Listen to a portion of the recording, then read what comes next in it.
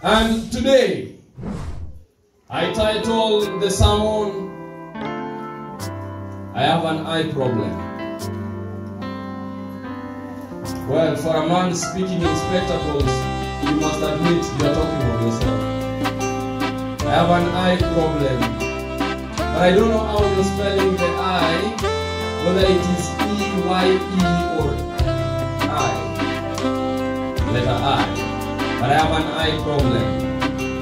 It's my sermon title for today. We have been walking with a great physician. For the constraint of time, I won't do the usual music before we start. I'll just get directly to the message. So let's bow our heads, close our eyes, and we pray. Loving God, Judges chapter 16, reading from verses 28 says, Samson saying these words, Lord, remember me, I pray. Strengthen me this once more, that I may avenge the Philistines of my two eyes. God, today, I pray, strengthen me this once more, that I may avenge the devil who has blinded us. Use me. Put your words in my tongue. Walk with me. And God, those powerful words you say to your Son on the day of baptism and the day of transfiguration, may you say them about me, that this is my beloved Son in whom I am well pleased. May your children hear me speak the words. God, restrain me. Let me not be seen, but let you be seen. May I decrease as you increase, is my prayer in Jesus' name. My focus, as I've said, has been on the great physician.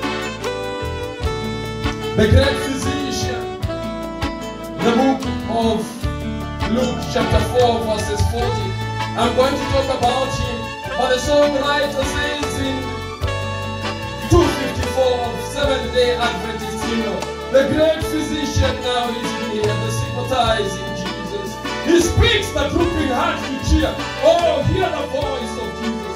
All glory to the dying Lamb. I now believe in Jesus. I love the blessed Savior's name. I love the name of Jesus. His name dispels my guilt and fear. No other name but Jesus. Oh, how my soul delights to hear the precious name of Jesus.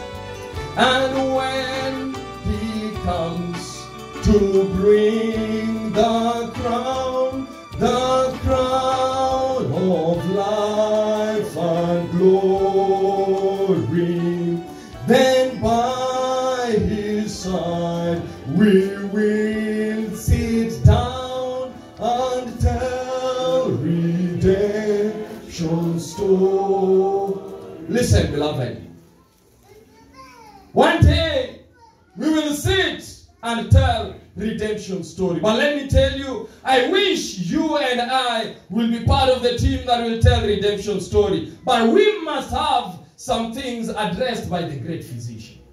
Through the week, I told you that the great physician presents himself as one who understands. Our theme for the week has been what God knows. The great physician comes as one who understands the situation. I told you, if God understands, it's enough. Leave what human beings are telling you. Human beings can threaten you. Human beings can even tell you, oh, we understand what you're going through, but they barely mean it. But God says, I know your situation. I know what is your condition, and I can be able to address it. Why? I am qualified. My presentation format has been on this wise for those who are coming for the first time. I present to you the great physician with his qualifications. I present to you the great physician with his diagnosis of the problem. And I finally present to you the great physician with his prescription to the diagnosis. And finally, he rewards you for faithfully and religiously taking the prescription. So today, I come with a great physician in Revelation chapter 3. Revelation chapter 3, reading from verses 14. Beloved, this sermon has been preached several times. Some of you are listening to it and can even preach it better than I. But let me tell you, the great physician comes in Revelation chapter 3 and speaking from verses 14. And unto the angel of the church of the Laodiceans write. The church of the Laodiceans. I told you that the 7 churches span the Christian era from the time of the apostolic church all the way to the second coming. The church of Laodicea represents the church in the church period from 1840s. Now we are talking of 1840s, 1844, all the way to the second coming of Jesus. There is no other church. In fact, for students of Bible prophecy, you understand that the 7 churches is paralleled with the 7 trumpets and is paralleled with the 7 seals. So when we walk into the church found in Laodicea. The term Laodicea means a judged people. A people under judgment. Beloved, the great physician comes to a people under judgment. No. Preacher, come slow. Congregation, listen to me. How many of you have ever been judged? Judged. Stop pretending. You've been judged by your neighbor. You've been judged by your friend. You've been judged in some way. Somebody just looks at you and says, pretender. That's judgment. Let me tell you, we are not only talking prophetic, we are talking to people who understand judgment. Go and ask the youths, don't judge me. I tell the youths, you're the ones who are easily judged. Congregation, now you are many. You make the preacher feel like repeating the sermons of the week. In the course of the week, I was telling them that please, when you notice one youth is misbehaving, don't say youths nowadays. Spoiled. Say youth so and so is spoiled. Don't pluralize the youths or ambassadors of children. I know you're saying, preacher, you're speaking like that because you are invited to a youth week of prayer. Precisely. How do you expect me to speak? When I'm invited for an AMO week of prayer, I talk to the AMOs. But today, I'm the great defender of the youth. And I say, please, don't misjudge the youth. Some of the youths, the biggest problem they have is what the adults think about them. Every time adults sit on the pedestal of judgment and they look at youths, let me tell you, a youth, by the way, being a youth is difficult. Difficult. You sit next to another youth, you are in love. Imagine. Being a youth is tough. You have to mark the youth you are seated next to every Sabbath. At least you change so that they know this is not the one. As if you make life difficult for youth. A judged people. But let me tell you of a bigger judgment that is present. There's another judgment I want to speak about. There's a judgment I want to speak about. There is such a thing as the investigative judgment. When you read in the Bible, it tells us unto 2300 days, and then shall the sanctuary be cleansed. Daniel 8:14. Let me tell you, from 1844, the work of the investigative judgment began. And the church of Laodicea represents a people who are living through the investigative judgment. A judged people. Aish. But wait. And unto the angel of the church of the Laodiceans write. Revelation 3:14. These things saith the Amen, the faithful and true witness, the beginning of creation of God. I told you, listen to his description. How he describes himself is important to us. They have done this too early. The sermon may take a different trajectory. But relax. It's getting hot in here. The message is hot. It says, these things says, and Jesus gives his right definition. He says, I have to tell you, why am I qualified to address the church of Laodicea? Because I am a man. You know the meaning of the word amen? When the children of Israel one day were told that God is going to appear, and when God speaks to you, say amen. You need to understand the meaning of the word amen. Amen means let it be so. Amen means that is a self-evident truth. That is truth. Anytime you say amen after a statement, be careful. It means you're saying, I subscribe to that one. It means you're saying, I believe in what has been said. Now say amen. Amen. Be careful. But Jesus says, when I am coming to the church of Laodicea, I don't want to come and describe myself as this saith the one who holds the 7 stars. This saith the one who presents before you an open door. This saith the one who has the 7 spirits of God. He says, no. I'm not talking about spirits today. I am talking about amen. Because there is something in question. And then he goes ahead to say, this saith the faithful and true witness. Faithful and true witness. Faithful and true witness.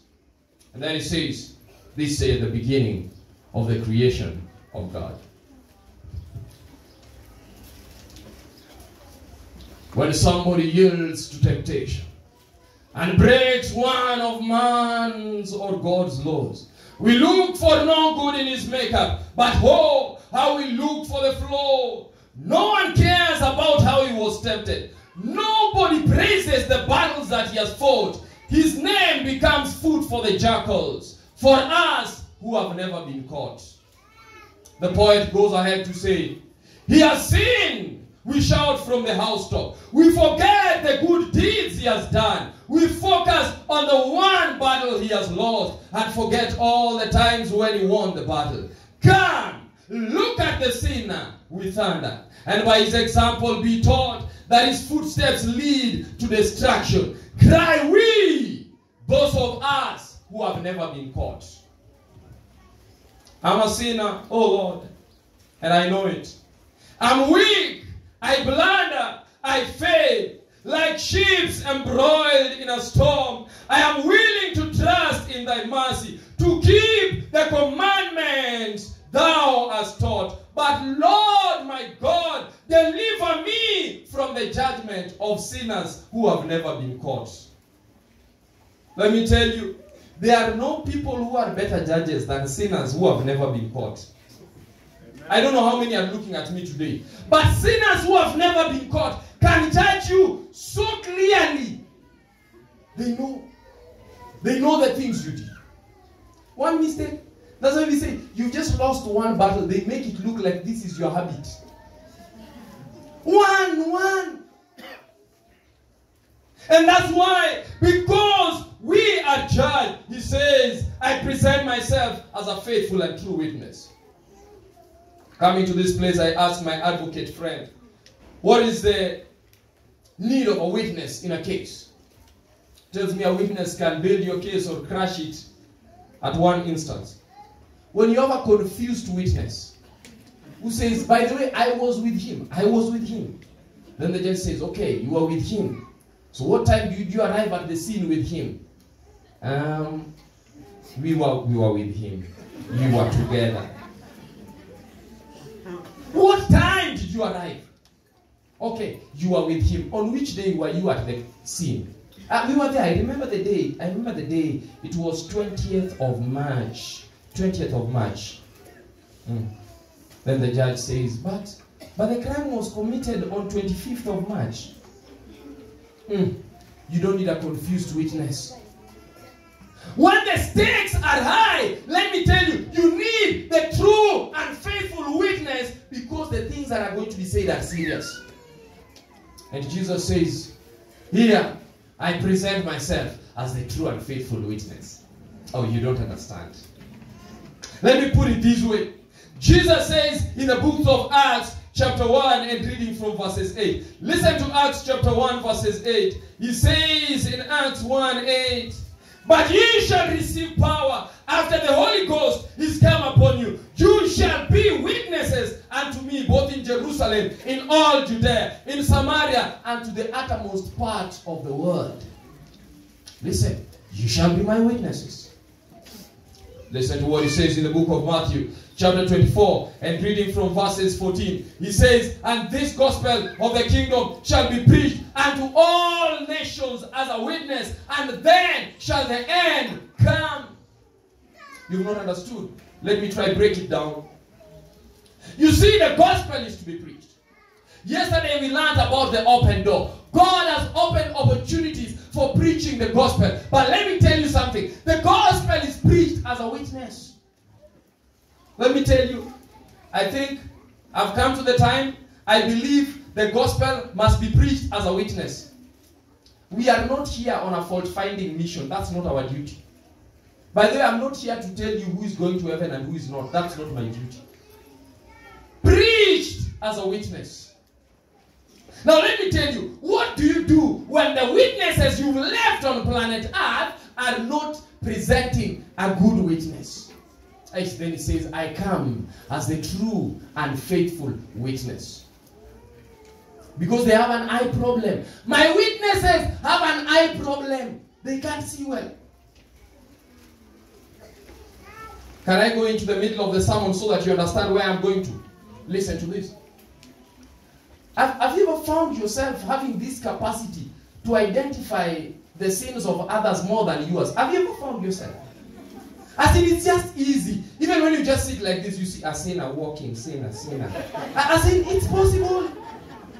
As in, you have an eye problem. Your eye sees the things you don't need to see. That's why he begins by saying, listen, remove the log that is on your eye before you see the speck in another person's eye. You have an eye problem. And this eye problem has pushed you to the limits. And unto the angel of the church of the Laodiceans, write, these things saith the Amen. Let it be so. Number 2, true and faithful witness. But listen to number 3 of his description. He says, I want to tell you my qualifications so that when I tell you a diagnosis, you know I am serious, the person who is speaking. He says, listen, I'm the beginning of the creation of God. I love that. I know you don't see something big in it, but there's a difference between God, who is the beginning of the creation of God. God who says, at the beginning of creation. Do you know what that means? It means, if your problem is a heart problem, I can give you a heart transplant. Listen to me. If yours is an eye problem, I can do a surgical intervention. I can remove the eye which is seeing the wrong things, and I can cleanse that eye, and you can see things clearly. The church of Laodicea is a church I call naked and blind, but feeling mighty fine. That is the church of Laodicea. Revelation chapter 3, when you read in verses 15, the Bible says, I know thy works. I told you that I love it when God says, I know your work. When God steps out of the comfort zone. God says, I want to tell you what you are. I have already told you I'm the true and faithful witness. I have already told you I'm the beginning of creation. And he says, I know your works. I know. You know, you can deceive us. In fact, listen to Revelation chapter 4, reading from verses 11 to understand something about creation. He says, thou art worthy, O Lord, to receive glory, honor, and power. For you have created all things, and for your pleasure they were created. You are created for the pleasure of God, not for your own pleasure. That's why I like telling congregations, you've come here on Sabbath, it's not about you. Beloved, Sabbath is not about you. I'm not here to entertain you. If you think the sermon is boring, we are not here to entertain you. It's not about you. But you know, preacher, the way you are speaking, we are likely to leave. Leave. If you want to walk away, walk. I've gotten to the time. I understand. We have limited time. So if people are threatening to leave the church, let them go. Says, I know your works. You won't sit every time you're threatening God. God, if you continue speaking to me like this, I'll leave. Go. You are not even here. says, I know your works. I know the things you do. In fact, I said the other day that God knows even the service you offer. He knows. And a God who speaks like this is a God who wants us to pay attention to him when he speaks to us. He says, I know your works.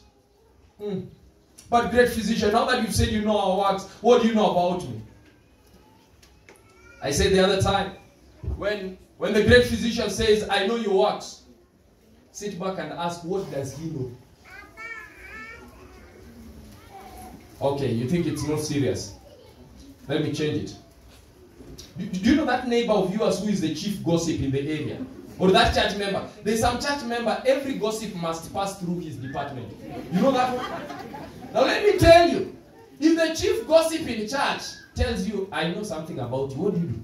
Hey, chief gossip says, I know something about you, you must ask yourself, what do you know? Because it can damage. And when God says, I know your works, please stop and ask, what do you know about me?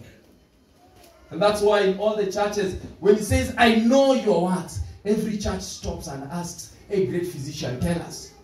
He comes here and says, today I come as the optician. Today I am coming to deal as an ophthalmologist. I am looking at your eyes. Your eyes have a problem. Now let me tell you something.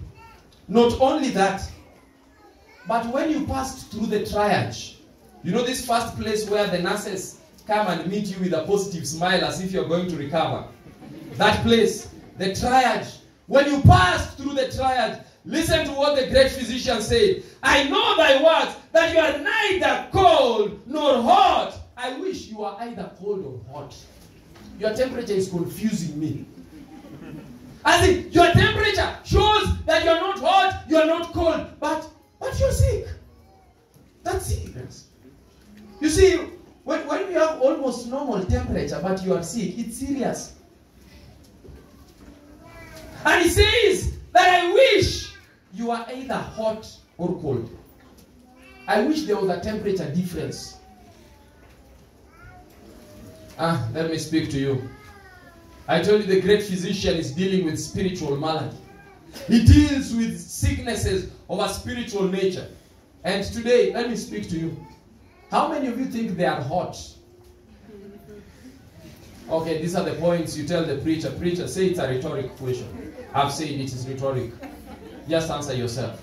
How many think sincerely, if I am measured, I am hot spiritually? How many think I am freezing cold? Hey, now let me tell you something. Then you are the church of Laodicea. You've refused to be hot. You've refused to be cold. You are lukewarm. Now this is your sermon. In fact, preacher, extend. This is your sermon. Because this sermon goes to the church that is neither hot nor cold. This church is confusing everyone in Zimmerman. The reason people cannot join the Seventh-day Adventist Church in Zimmerman is because the members are neither hot nor cold. I know you're like, but preacher, you know that is the sermon for Roy Sambu. As here we deal with serious issues. I am going to... No, I am going to. Let me read for you the quotation. Manuscript 163A, 1898. It says, to those who do not practice the word of God, Christ says, I wish you are either hot or cold. So then, because you are lukewarm, neither hot nor cold, I will spew you out of my mouth. He cannot present their case before the Father. If they realized that they were sinners, he could plead on their behalf. The Lord will arouse them by his Spirit. But they are worse than dead in trespasses. They hear the word of God, but they make no application of the word of God to themselves. Instead, they apply the word spoken to their neighbors. Listen to that. Church of Laodicea. Those ones who sit in a sermon like this and say, hey, I wish so-and-so was here. She should have heard this sermon. You know, this is the sermon that hypocrites need to hear. And imagine God left the hypocrite away. It could be you are the one. It could be. I'm not telling you are a hypocrite. But it says that, listen, these people, they hear the word of God, But they don't apply the word to their lives. They apply the word to others. Now listen. I wish you are either hot or cold. Why? Because of these two. If you are cold, you will say, I need a savior. I need the advocate to present my case. But let me tell you, because you've not realized, you don't go to the savior, and you will not be saved. This is the problem with the church in Laodicea. The Bible says, as I read, so then, because thou art lukewarm, because you are neither hot nor cold, I will spew you out of my mouth. Verses 17. Because thou sayest, just listen to the diagnosis. Because thou sayest, I am rich and increased in goods, and have no need of anything, and knowest not that thou art wretched, miserable, poor, blind, and naked. Now, beloved, to the church that is told, and listen to the diagnosis.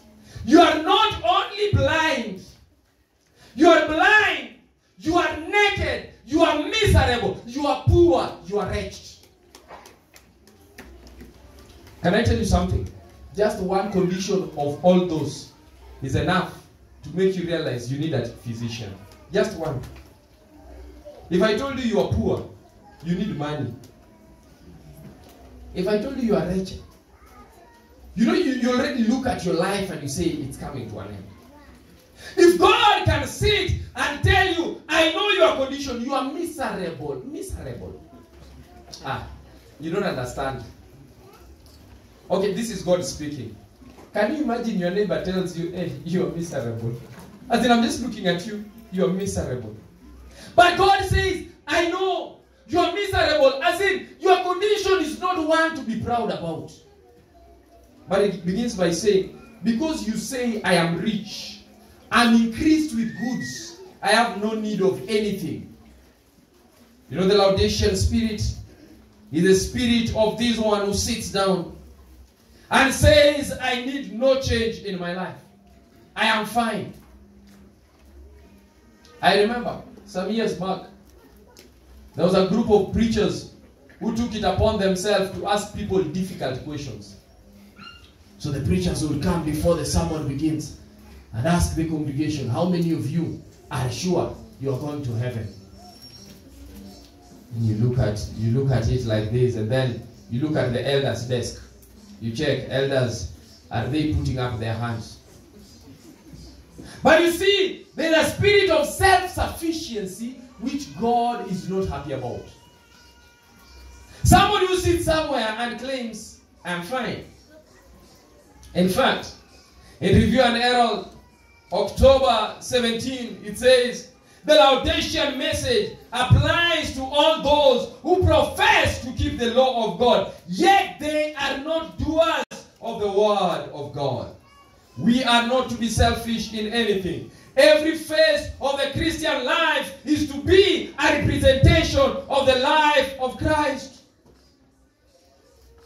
It is terrible for God to tell you one day, I never knew you. Depart from me. These are the moments, someone you sit back and ask, is it difficult being an SDA? I know the general feeling is now of pretense. You're pretending like you don't know the question I've asked. I've asked, is it difficult being a Seventh-day Adventist? Very difficult. Oh, thank you. It's difficult. I know you wish you were like, preacher, can you encourage us that this thing is easy? It's not easy. Being an Adventist is tough. You have to swim against the current. Everyone is going like this. You have to go like this. It's tough. At times you are persecuted emotionally, physically, practically, everything. Persecution is everywhere when you are an Adventist. Tough. Being an Adventist. So let me tell you. Can you imagine having lived such a tough life only for Jesus to tell you, hey, I never knew you. Hey, surely. Okay, we would have sorted it when I was still alive on earth. and you tell me I never knew you on earth, so that we just proceed knowing I have no chances. Than struggling. Let me tell you, the problem with the Laodicean spirit is you are neither enjoying church nor enjoying the world. Let me put it plain. Here you are not enjoying church. You are surviving. Seated in church, it is miserable again. Church. And then on Friday, you can't also enjoy the club. As in neither enjoying neither side. That's the problem with a lukewarm spirit. When a young person is double-dealing God, on one side, you sing in the choir. The rest of the week, you are behaving with the gang. What is wrong? It's tough. Just choose one side. Be on the side of the gang. Then let's do for you an evangelistic campaign. It's easy. Than sitting here, you don't want to accept the gospel. You want to continue in your sin. And then you assume, that one is good. You know, one of the most difficult things to do in church is to sit in the nominating committee. Nominating committee seats. And by the way, nominating committee, apart from one or two cases whereby something just informs them interestingly, in other cases they go by works. Works. If they see you come to church early, Sabbath school superintendent in the making. They just see. As in, you're always coming early. Lesson discussion, you're the one. Every time, point up, point up. Sabbath school superintendent in the making. If they see you are interested in, okay, can we change the gate? What about the floor? When are we doing the tiling? Can we get some funds in this place? Development leader incoming. Let me tell you, the works you present matter a lot. Okay, there you are lazy, doing nothing. But you say, I wish the nominating committee know how in my heart I am serious. You will never make it even to be a general deacon. Never. Because even when we checked, Stephen and the others, deacons were filled with the Holy Ghost. You are filled with nothing. Nothing fills you. Works are important. But let me tell you, God says, not only works. I don't just want people who have worked. I want people who are doers of the word. Amen. Here you are, you come, afternoon discussion, you are dissecting the 7 churches properly, getting into the 7 trumpets, then you tell people you haven't heard me talk about the 7 last plagues. When I arrive at the New Jerusalem, you will be shocked. Hey, tomorrow, VOP leader. But let me tell you, if you do not have corresponding works, that's why Jesus goes beyond just what you talk. He goes beyond you profess to be a child of God. He goes and asks, what is your work? Your profession is one thing, but what are you presenting? Let me tell you, I said it and I don't fear to repeat myself. You are the greatest when you are at home. Greatest. Serious. If at home, your wife, hey, and wives in the congregation, listen. Wives in the congregation, listen. If at home, your wife thinks you are not loving, it is true. You won't pretend here in church that you know what, hey, church members, I love you. If your wife at home thinks you are not loving, charity begins at home. Go back at home, love your wife.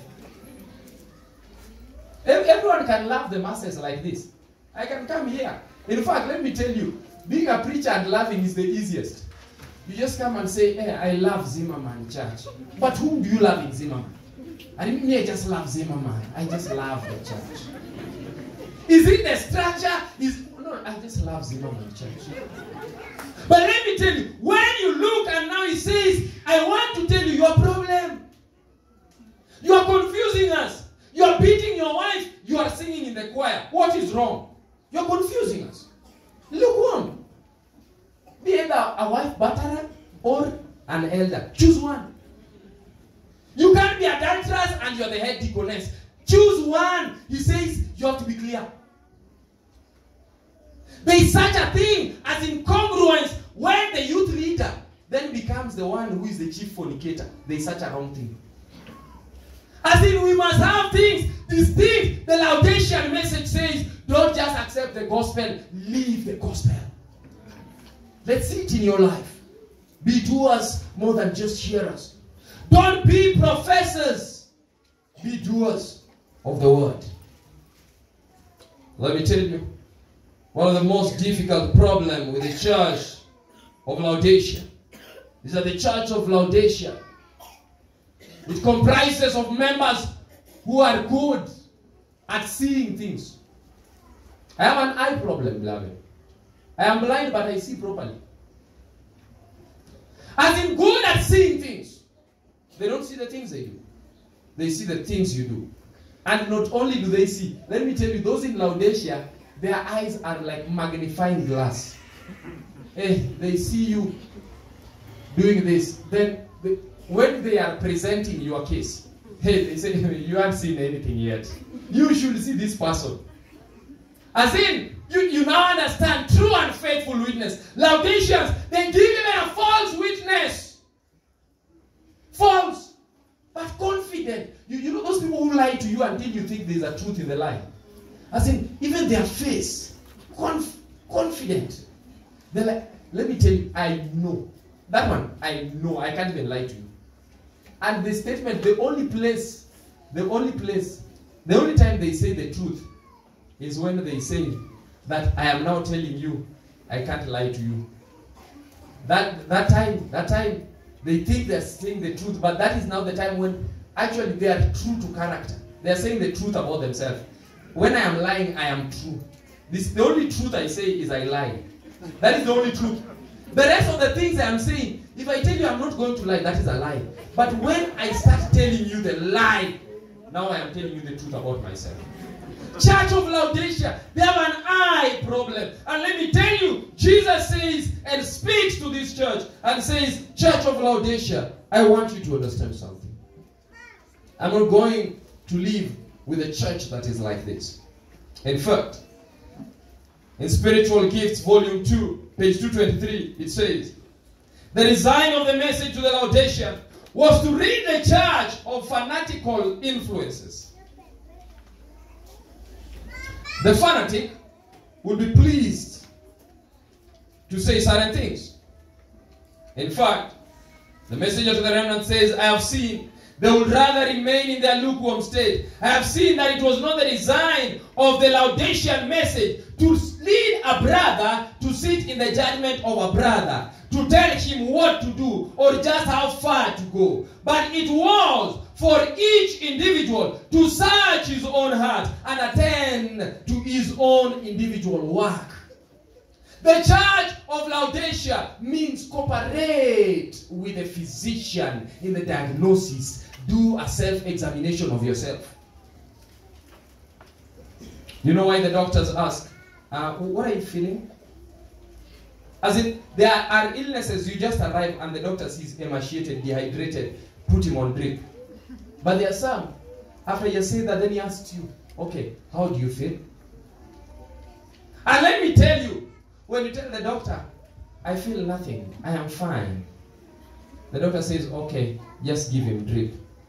But when you start telling the doctor, yesterday I vomited, that is a proper self-diagnosis. The problem with the church of Laodicea, they don't do a self-diagnosis. Beloved, we must do an individual diagnosis of ourselves before we start telling others what is wrong with them. You know the problem could be just you. If you have an eye problem, in that, your eyes, and by the way, I put on specs, I also have an eye problem, so this is relevant. Don't think I'm looking down on others. This is relevant. We who have eye problem, let's talk to ourselves first. Let's address the bespectacled ones first. But let me tell you, if you have an eye problem, such that your eye narrows down things, then you look at a tall person and tell them, you are very short. As in, let me tell you, when somebody who has an eye problem tells you you are short, ask him to put on his glasses. The problem with Laodicea, you see everyone is short. you are the only one who is tall. But have you ever walked into church and you're just thinking, hey, today, sinners have come. As if you are the only righteous one. When you come to church and you feel like sinners have come, remember you are the first one who came. Start with yourself. You can't sit in a pedestal. And the thing with the church of Laodicea is that they feel like they are fine. Everyone else has something wrong. But let me tell you something. Why it says, I wish you are either hot or cold. I wish you had chosen one side of the divide. Listen to this. In letter 44, 1903, it says, half-hearted Christians are worse than infidels. For their deceptive words and an uncommittal position lead many people astray. The infidel shows his true colors. The lukewarm Christian deceives both parties. He's neither a good worldling nor a good Christian. Christ uses him to do a work that no one else can do better. Listen to that. Half-hearted. Hey, whatever your hands find to do, do it with all your might. If you've chosen to be bad, just be bad. Just be bad. Let's know you need remedy. And when you've chosen to be good, please, don't be good having some sympathy for the bad. You know what I mean? You're a child of God. You decided to do right, but at the back of your mind, you're like, hey, those days I had not given my life to Jesus. Oh no, let me not even get into that line. You know, there's this group of Christians who normally sit back and say, now why did I give my life to Jesus early? I would have just enjoyed things, then I give my life to Jesus. Now look, I've not even enjoyed everything. And I don't know why. Why do you think like that? As in, as a child of God, you must have, the Christian life must be the best alternative to the best alternative, which is the Christian life. As in, even if you are told, do you want to choose another life? Let me ask you, if Jesus told you that I am giving you a chance to live life twice, and I will judge you separately. Hey, I know somebody will sit and say, wow, now Jesus, you are talking. Let me first start with the one that goes to heaven. Let me live the life, but make that one a short life. Let me live for only 20 years, but 20 solid years that I have praised you, I've done all the good things, then I go to heaven. Then God, bring me again. Bring me again. Now to enjoy life. As in that one, now let me have longevity. 30, 40, 50. Let me live 100 years of just enjoying. Reasoning like that? Laudation. It means in your mind, you are seated in church, but your mind is not in church. Preacher, make it more realistic. You know, COVID has given us good excuses. I love when COVID protocols have defined that afternoon session, we want you to obey social distance. In fact, there are some people who say in the afternoon, we will follow online. You know it's not good to be crowded and congested. We'll follow online. Then afternoon session begins when you are on the sofa set. And you indeed follow. You follow. As in you follow until you didn't get the last amen. By the way, let me tell you, you know you have been following wrongly when you started watching when it was Zimmerman SDA. By the time you are coming to realize what is happening, it is New Life. As in, you know, YouTube has a way of sequencing them. So you wonder, hey, but the preacher has changed. Just know, you have slept through an entire sermon. But I'm telling you, one thing I love about COVID, it made us understand, if you are in the Laodicean state, it is tough. Laodicean state, you can decide even not to join church. You can decide. Who forces you? Nobody. Laodicean state, you can even put your phone and pretend you are on New Life or Zimmerman. Then you script, you go to another page, watch your things, and then come back. Whom are you lying to? There's nothing as bad as lying to yourself. That is the Laodicean state. The state that makes you sit and lie yourself and say, after all, I think this one also I must have said in the course of the week. The way you encourage yourself, you say, after all, I'm not as bad as some people who pretend. Please, even pretend. I've allowed you today, just even pretend. Fake it until you make it. Because there are some of you who are saying, I'm not as bad as so and so. Now let me ask you. If you're not as bad as the other person, it means what is your standard? The other person. Can you imagine going to the hospital, then you're very serious. Then you say, hey, but thank God, others are dying. Me, I've not yet died. So this condition is not that serious. Let me go back home. It's not like that. Your condition is serious and it progresses. Let me tell you, while there is still hope, repent. In fact, that's why the church in Revelation chapter 3 verse 18, the Bible says, I cancel thee. Now listen to the prescription. I love when the great physician says, I have seen your problem. It is a blindness issue. It is a poverty issue. It is something about nakedness. But he says, I cancel thee. Something I saw. Something I saw. In the other churches, he didn't use the word cancel. You know you are serious when we have to take you to a counselor. You are depressed. As in, this church, I am not just dealing with you on normal grounds. I am even giving you counseling sessions. I cancel the problem with you. Let me tell you, the reason you need counseling first is because you are not even listening. Let me tell you, most people don't realize they need a counselor until it is too much. They don't realize. That's why most people suffer from depression. But let me tell you, he says, I cancel thee. Your condition as Laodicea is not a condition to be dealt with normally. Here I am canceling you. And listen, he says, I'm the great physician. I cancel thee to buy of me. You didn't get it. It is now beginning to be difficult. I have told you you are poor. But I'm telling you, come and buy from me. Now here's where you need to get it.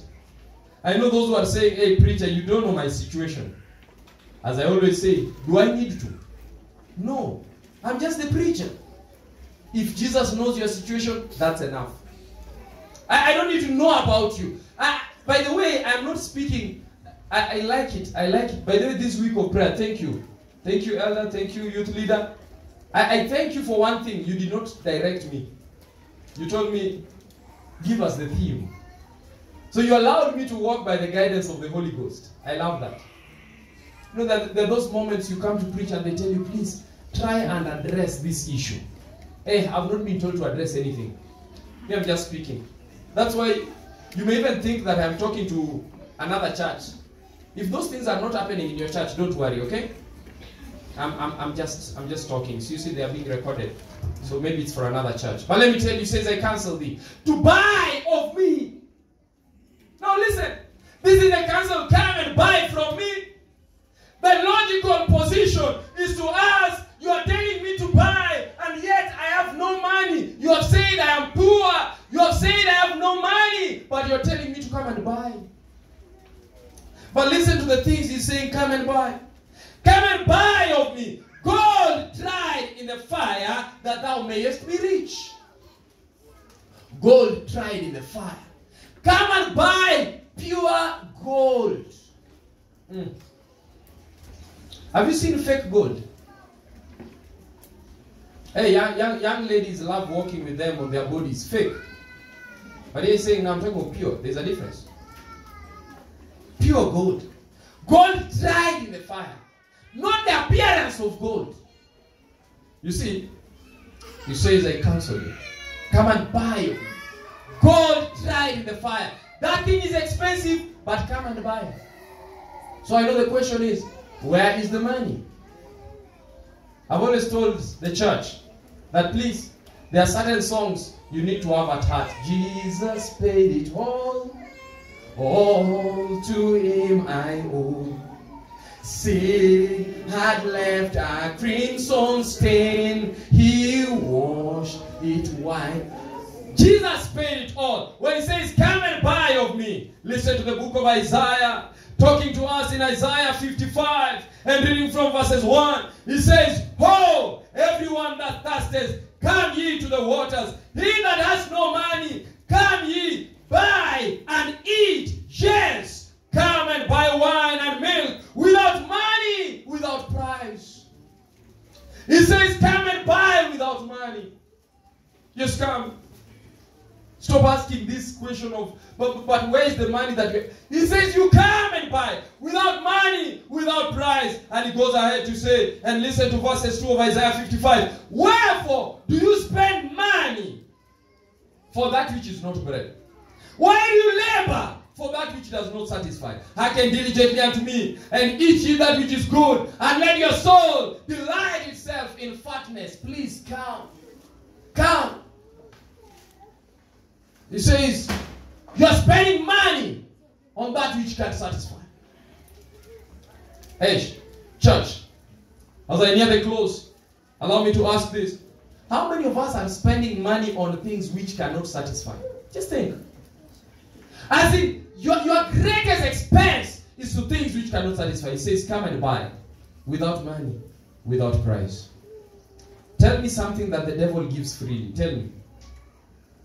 Tell me something the devil gives freely. Even drunkards. By the way, the generosity of drunkards is not generosity. That's a trap. When you see a drunkard, by the way, I'm convinced drunkards and cigarette smokers are generous. As in, you just have to land in a place and just say, hey, I feel like smoking. Then you see somebody, doesn't even know you in the streets, gives you a stick. Try and beg somebody for an apple. One.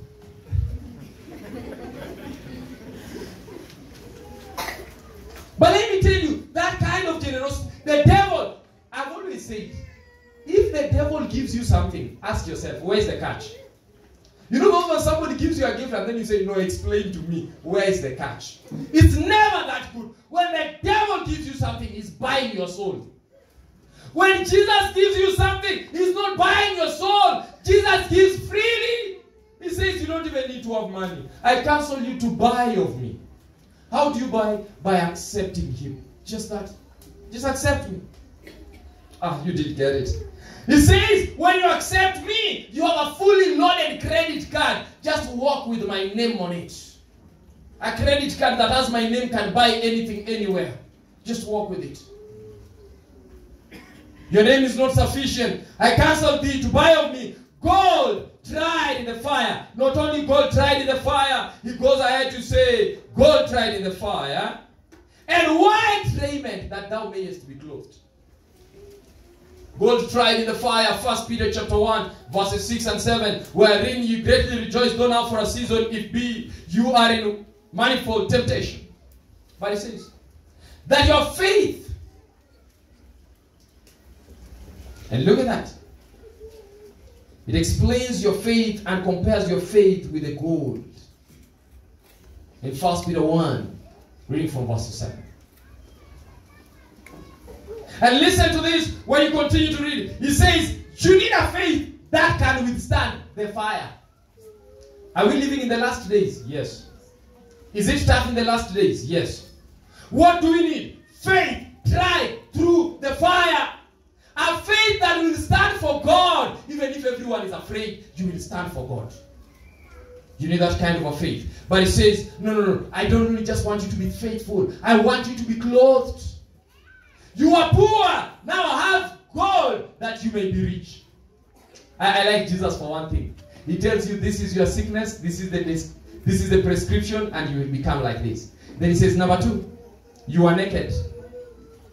I counsel thee to buy of me white raiment that thou mayest be clothed. Revelation 19 verses 8 says, the white raiment, the white linen that you saw, is the righteousness of the saints. He says, take my righteousness I am giving you. Imputed righteousness. And he says, I will also give you imparted righteousness. And listen to this. He says, that the shame of thy nakedness do not appear, And anoint thine eyes with eye salve, that thou mayest see. Anoint your eyes. You are blinded by the devil. That's why you see only bad things. Have you ever heard this comment by young people that I don't know what happens when I turn like this, I see sin. I turn like this, I see temptation. I turn like this, I see temptation. It depends with your perspective. Perspective matters a lot. Let me ask a simple question. What color do you see here? One color. Yellow. Okay. Not everyone saw yellow first.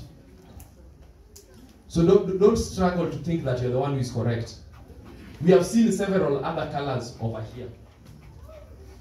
And let me tell you something. He says, listen, you have an eye problem. That is why every time, everywhere you see is yellow, yellow, yellow, yellow. Everything is yellow to you. Everything is sin, sin, sin. Your appetite for sin has grown. Now, I want to refine your eyes that you are going to now see clearly. I'll not remove you from the place where the sinners are, but you will sit among sinners and you will be the righteous one.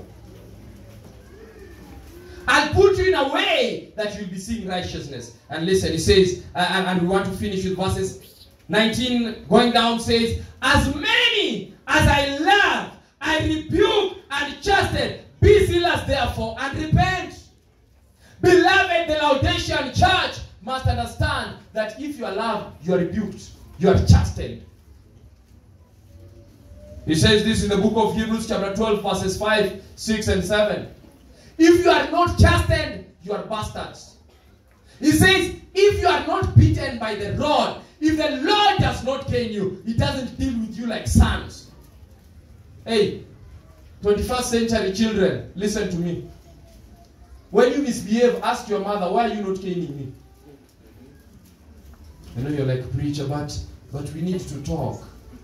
My mother needs to talk to me. You hear some young person saying, you know, my mother has really annoyed me. He didn't talk to me nicely. Mm-hmm. And you're left like that. Then I always ask, tomorrow, GSU will not talk to you. Not talk. You will go to campus, throw stones, GSU won't talk to you. Will beat you thoroughly. So mothers, please, while they're still growing, there is such a thing as the rod. Use it in the right place, okay? There's a place that God specially prepared for use. That place, please, don't take that rod and put it on the head. It is not for the head. Just put it in the place. In fact, God put enough flesh there so that you can put the rod over there. You put the rod, it removes the foolishness. The Bible says, Proverbs 22:15, foolishness is bound in the heart of a child. The rod of correction will drive it away. So go for the right place. The reason at times they don't respond is because you are applying the rod at the wrong place. Go to the right place. If you are not chastened, and God deals with his children like that, at times God allows you to go through hardship. Why? He's trying to make your character better. Chastened. There are some of us who have lost jobs. God is chastening you. There are some of us who are unwell. God is chastening you. There are some of us who are, things are just tough. But listen, go through it and tell God, I know you're doing this to me because I am your son. So please, afterwards, reward me as your son. As many as I love, I chasten and I rebuke. But the Bible finishes by saying, behold, I stand at the door. I love this. When the great physician says, I've told you, I've even given you the remedy. But let me tell you, for the church in Laodicea, I am not walking away before I give a personal invitation to each and every one of you. He says this is personal. I am not now talking to generals. I am talking specificity. He says, behold, I stand at the door and knock. If any man hear my voice and open the door, I will come into him. I will serve with him and he with me. Can I tell you something? The message to the Laodicean is individual. The message to the Laodicean needs a response. The message to the Laodicean can be responded to by you specifically. He says, I don't break in through doors. I have the power to break doors. And he says, listen, did you see Paul and Silas, what I did with the prison door? Did you see? Did you see what I did to Peter when I was getting him out of prison? I can deal with the doors. But let me tell you, the door to your heart, I am not breaking. I want you to open it.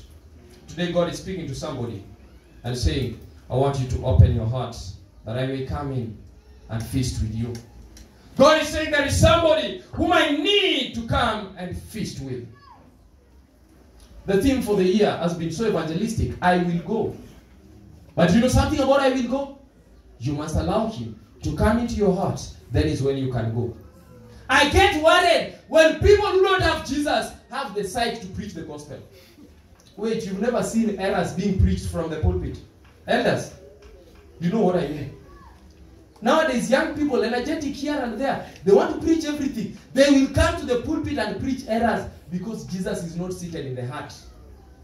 Reading too much content, but having very little application. I will go means I must open my heart and accept Jesus into my heart. When Jesus is in the heart, even what you speak will be sensible. And let me tell you, he says, to him that overcometh. Preacher, to him that overcometh. To him that overcometh, to the overcomer.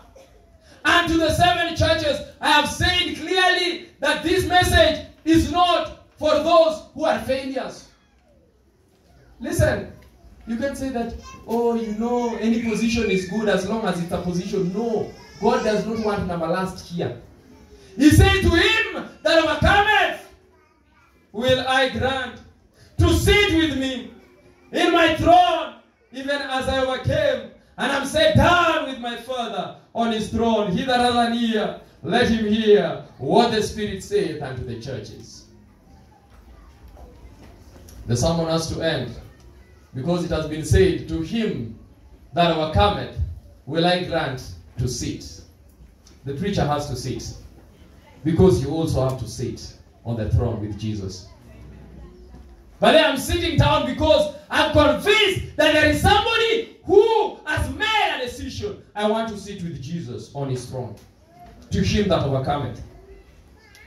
But preacher, just as you're finishing, you know it is difficult. Yes. Just open the door. Leave the rest to him.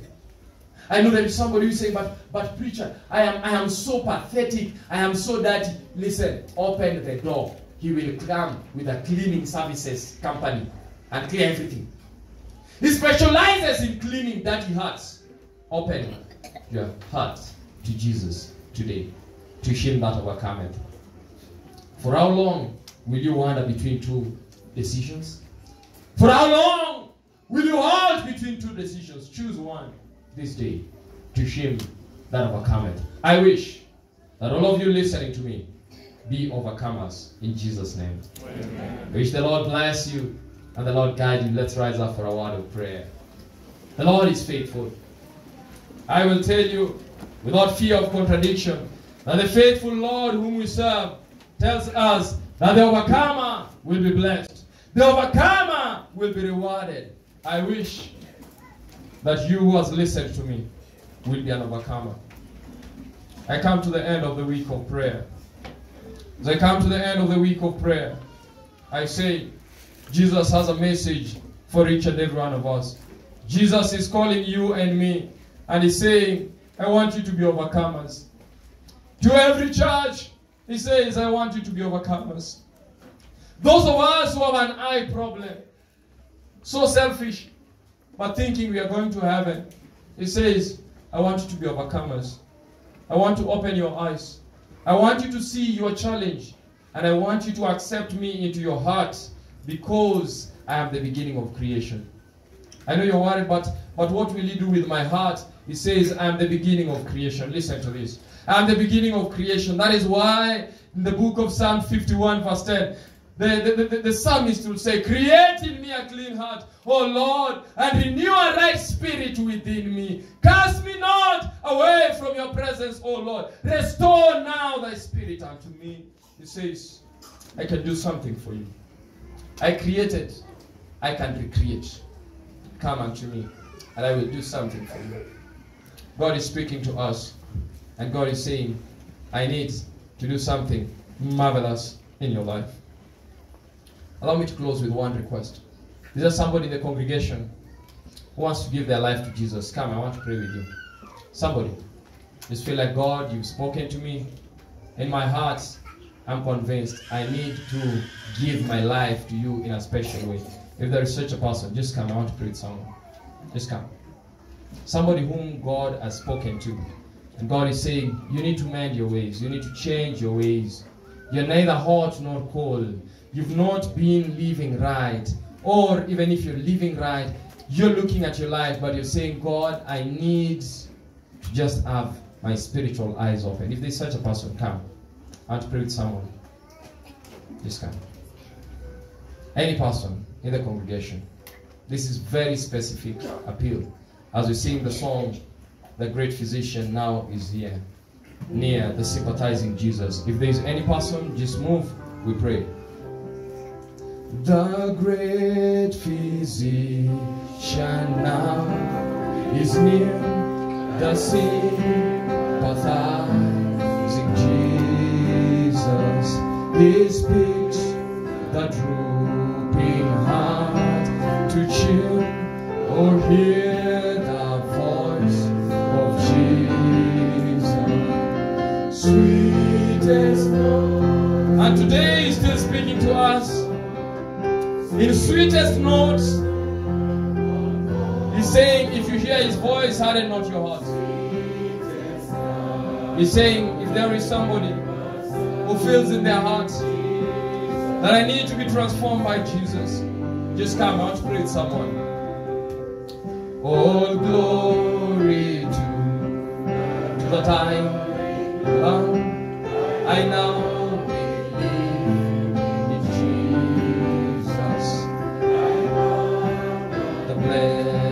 Savior's name.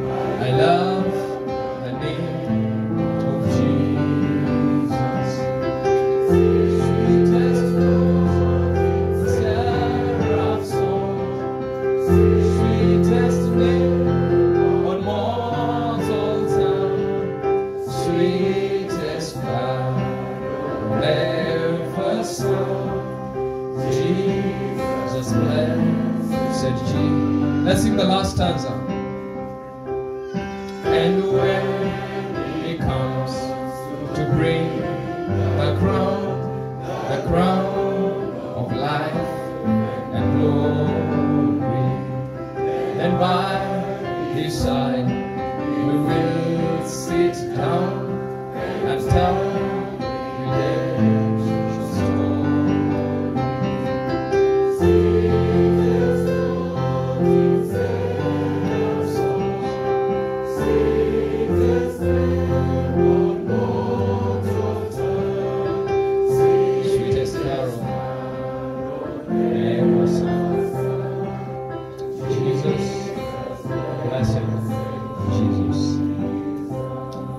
Bowed, our eyes closed. Allow me to say,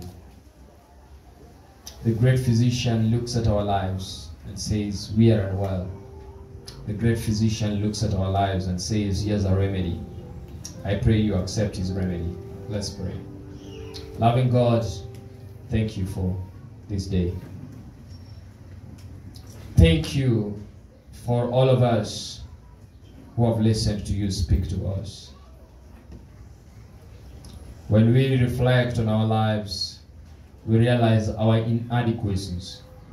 When we shift our gaze and look at you, we realize you are adequate for all our conditions. So God, I thank you for my sister who's responded to the appeal.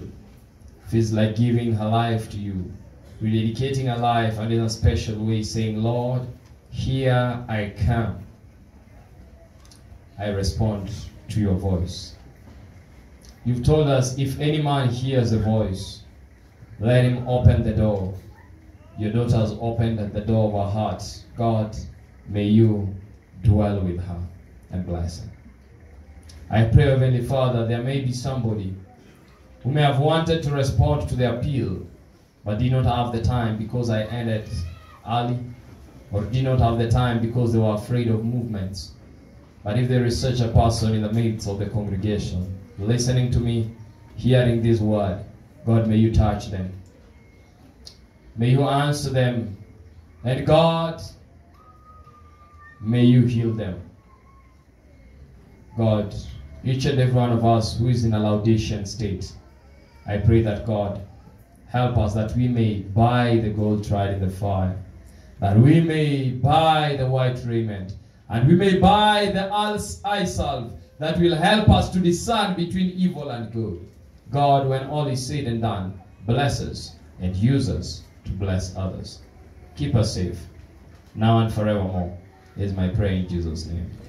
Amen and amen. The Lord bless you all, and the Lord keep you safe. And church leadership, please don't ask them to come at 2. It's already 2. Ask them to come when they will come. Thank you. The Lord bless.